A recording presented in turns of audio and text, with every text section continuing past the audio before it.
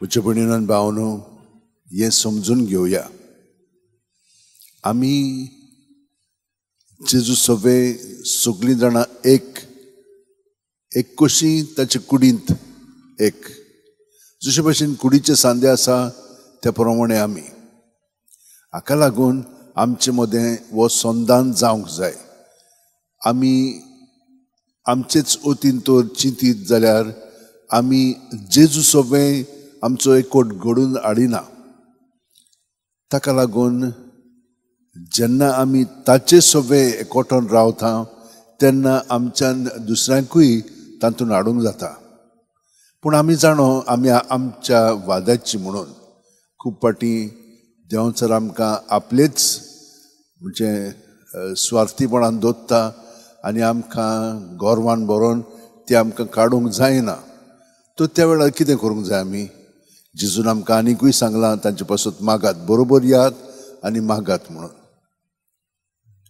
म्हणटत आमी तांचे पासून मागले म्हणटत देव तांचें काळीज धारून जाळिल्लें आसा, ते ताचे कृपेन आनी ताचेच वतीन तो तांकां दोळे उक्ते करून सगळें दाखयतलो आनी ती मागीर परिवर्तीत जावन देवाचे येवजणे प्रमाणे जें तो आमकां दाखयता तें पळोवन ताका मागीर ती सहकार करूंक लागतली.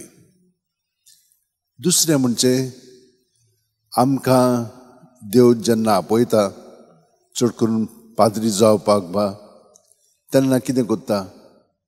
वो दुसऱ्या साक्रमेंतांक काजारीचें आपोवणें आसलें जाल्यार तो आमकां बेसांव दिता. तुमी जाणात कशे भाशेन पाद्रींचेर बिशप त्याच बरोबर सगळे पाद्री याज्ञीक तांचेर हात दवरतात आनी तांकां देवाचो आत्मो अशे भशेन दिवन ते जाणवायन बसतात आनी देवाचे येवजणे प्रमाणे ते आपलें जिवीत देवाक जाय पळय तशें सारूंक लागतात. आयज आमी पळयता हें आदल्या तेंपार पर्यंत घडोवन आयलेलें. मोइजेसान योसुवेक ताचेर हात दवरलो आनी ताका तो पवित्र आत्मो दिलो आनी तो जाणवायन बरोवन मोइजेसा भाशेन तो सगळो वावर करूंक लागलो आनी सगळीं जाणां ताचें आयकूंक लागलीं. म्हणटत त्या मेरेन सावन ही परंपरा घडोवन आयिल्ली आसा आनी आयज पर्यंत ती घडलेली आसा. तर आमी बरोबर सदांच एकामेका पासून मागया आनी जेन्ना आमी एकठांय जाता तेन्ना देव न्हयच आमचें पूण आमचे वरवीं दुसऱ्यांकूय बरेपण फावो करता हें जाणव जावया. तर आमी आमच्या हात अशें जोडटेन दवरया, दोळे बंद करया. प्रत्येक सुस्कारान जेजू आमचे सवे येता ताका आमी योगा दीत रावया आनी सगळें आमचे भितर आहा तितलें आमचें आपलेपणाचें आनी ताचें देवपणाचें आसा तितलें ताका दिवया.